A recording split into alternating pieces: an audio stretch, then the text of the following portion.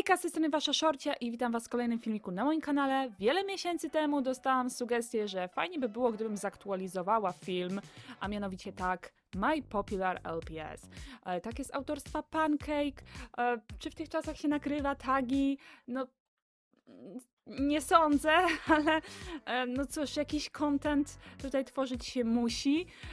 Także stwierdziłam, że czemu nie?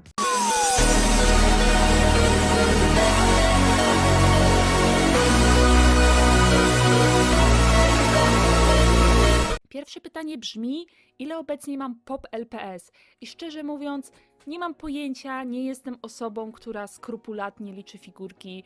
Bardziej się po prostu cieszę tym, że je mam, niżeli ile ich mam. Plus wiadomo, u mnie często się pojawiają jakieś shoppingi, więc no po prostu najzwyczajniej nie nadążam.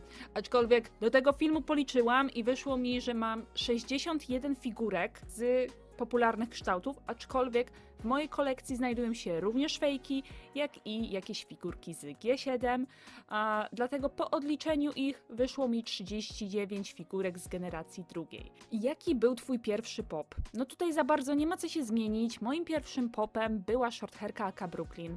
U mnie ona natomiast się nazywała Katalena Shorthair. To Katalena. Hej. Hej, a tak w ogóle to po prostu Kate. Spoko. Była moją pierwszą shorthairką, którą zakupiłam w zestawie z domkiem oraz z 15 innymi figurkami. Miałam wtedy 10 lat, cały zestaw został zakupiony na Allegro. Allegro, nie postaraliście się. Przeznaczyłam na to pieniążki z mojej komunii, bo to było takie moje marzenie, żeby mieć więcej figurek, a już domek to już wow, amazing, nie?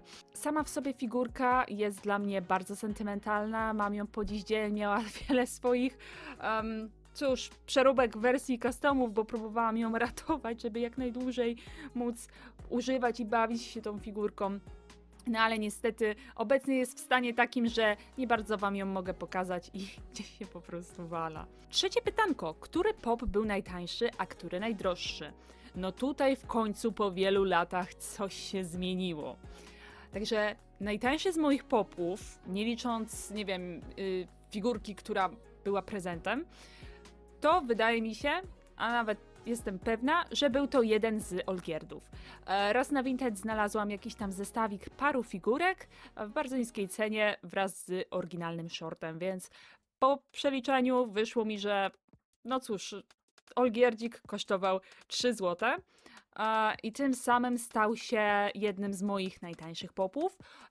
Zdarzyło mi się kupić też wiele figurek, wiadomo, w cenie 4 zł, nie wiem, 5 zł, 7, o czym zapewne wspominałam już w poprzednich filmikach. Natomiast jeżeli chodzi o najdroższą figurkę, przez wiele poprzednich lat była nią jamniczka Monopoly.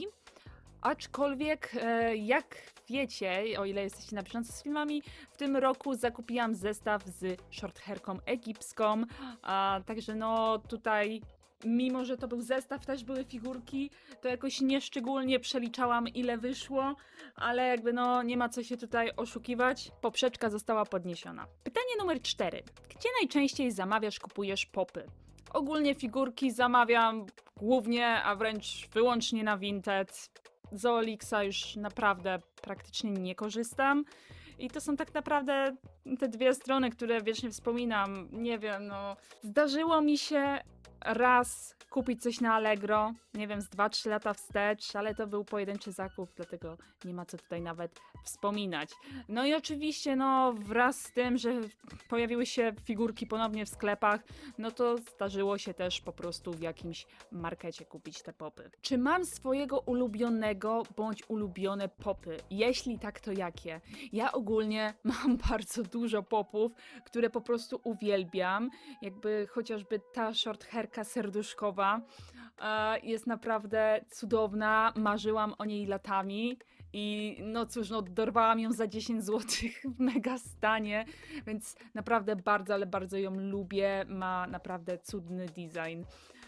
Oczywiście, no egipska to był childhood dream, który jak się okazało został spełniony przez jedną z moich widzek i za to bardzo, ale to bardzo dziękuję, mimo że wyszło to totalnie przypadkiem.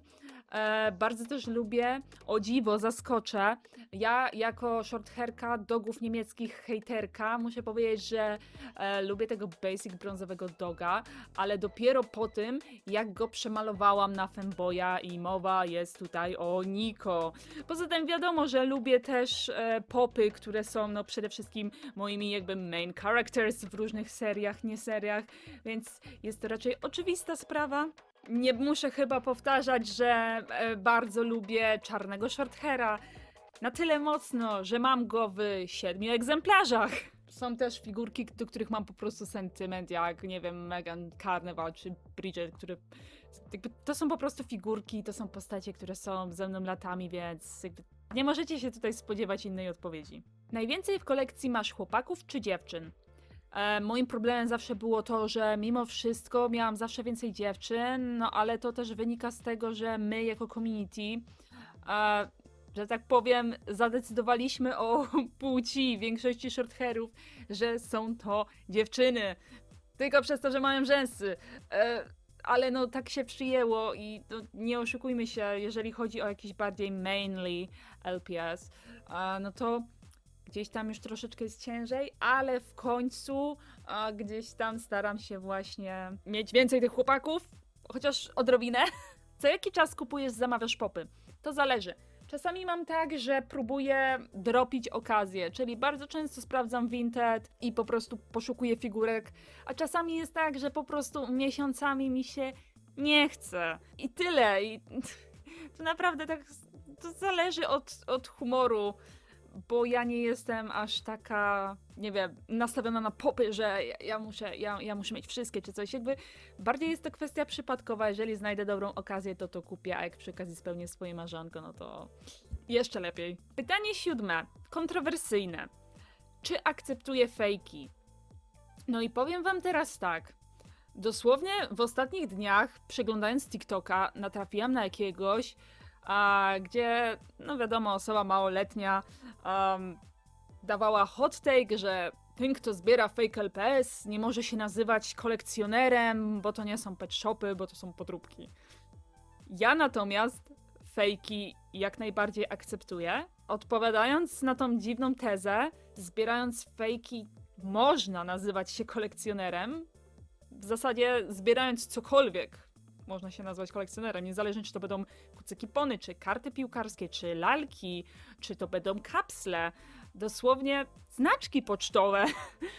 Cokolwiek się zbiera, jest to zbieractwo, jest to kolekcjonowanie, więc no, jeżeli chodzi o fejkowe popy, wiem, że tutaj opinie są różne, jedni akceptują, drugie nie. Ja wam powiem tak, nie mam problemu, ponieważ jest to tańsza alternatywa, aczkolwiek o temacie fejków i ich akceptacji ja bym mogła nagrać osobny filmik, gdzie bym się skupiła na poszczególnych aspektach i dzisiaj nie zamierzamy oczywiście tego robić, ale tak, akceptuję, tak, kupuję i nawet lepiej, podobają mi się niektóre fejki. A właśnie widzę, że zamieniłam niechcący pytania, ups.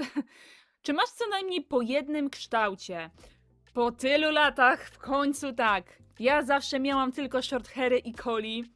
Ewentualnie trafił się fejkowy dog lub nie wiem, pojedyncza spanielka. Teraz z każdego kształtu mam przynajmniej więcej niż jednego. Także po wielu latach w mojej kolekcji popów mam shorthairy i coli, a również spaniele, dogi niemieckie oraz jamniki. Pytanie 10. Który pop LPS jest według ciebie najładniejszy, a który najbrzydszy? Nie musi być z twojej kolekcji. I to jest bardzo ciężkie pytanie, bo tak, no tak powiem, nie przychodzi mi nic szczególnego na myśl. Jeżeli miałabym wyrazić swoją opinię co do brzydkich popów, to dobrze wiemy, że zdecydowana większość figurek z G7 jest po prostu tragiczna. Na początku Miałam jakieś nadzieje, że będą sensownie wyglądać, miałam nawet jakiś pomysł na postacie, bo wierzyłam w potencjał, niestety potencjał niewyczerpany, wielki zawód, no i no cóż, no figurki z G7 są zdecydowanie tragiczne. Jeżeli chodzi o figurki z generacji drugiej, to nie będę ukrywać, nie jestem fanką spanielki w ogóle w zasadzie spanielek, bo są dwie, z prasowanymi oczkami. Jedną co prawda posiadam, bo gdzieś tam ją sobie dobrałam po taniości, ale również nie przepadam za tą z serii jajeczek wielkanocnych. Jeżeli chodzi o dogi, to ja dogów w większości nie lubię za to, że one są takie duże i ciężko się nimi nagrywa. A jakbym miała wskazać jakiegoś, który mi się nie podoba, szczerze, znowu bym powiedziała, że z G7, bo w sumie tak jak sobie teraz przyglądam tutaj, pomagam sobie LP z merchem, to dogi nie są złe, są naprawdę ładne. Jeżeli chodzi o Coli, dajcie mi pomyśleć.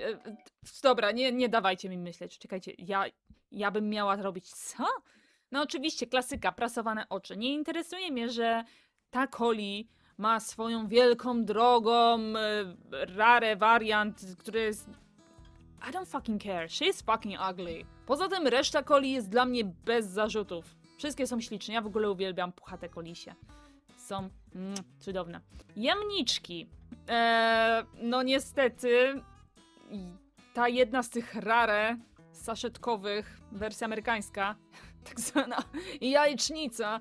No nie, no błagam. Nie dość, że jest basic, jeszcze trzeba tak oczy na bok skierować. Nie wiem, nie przepadam. Jakbym miała być wielkim hejterem, to powiedziała, że ogólnie nie przepadam za tymi overrated popami. Pytanie 11. Czy masz jakiegoś wymarzonego lub jakieś wymarzone popy? No i to jest znowu ten rodzaj pytania, gdzie czy ja wiem? Myślę, że bardzo chciałabym mieć short hairkę, centkę. Tutaj wam dam zdjęcie. To też jest tak jak egipska, taki childhood dream. Ona jest po prostu śliczna.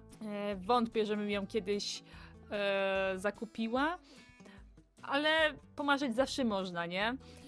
Ale bardzo też uwielbiam tą szorcie z grzyweczką. Ma po prostu tak niezwykłe oczy, że no dream, okej? Dream. No wiadomo też czarna shorthairka z Glide, bo wtedy bym miała wszystkie shorthairy, jakie wyszły od Hasbro w kolorystyce czarnej. Bardzo mi się też podoba Coli Cappuccino. A z dogów ciasteczkowego takiego, tą blondynę z zielonymi oczami. She's so iconic. Nawet już nie chodzi, wiecie, czy tam popular, czy nie, ale po prostu naprawdę bardzo ładna figurka. Pytanie 12. Najwięcej popów masz z magnesami czy dziurkami? Domyślam się, że z dziurkami, bo mam popy, które mają szare magnesiki, czerwone, ale wiecie, nie będę takich rzeczy sprawdzać. Których kształtów pop mam najwięcej, a których najmniej? No najwięcej zdecydowanie mam shorthairów, ze względu chociażby na to, że mam 7 powtórek Olgierda, czy tam, nie wiem, 2 powtórki Megan, ale muszę przyznać, że w tym roku w tym roku? Albo w tamtym. Zwiększyła mi się trochę kolekcja dogów, w sensie ja zawsze miałam jednego oryginalnego i jednego feja i that's it. Teraz mam oczywiście praktycznie same fejki te dogi, nie?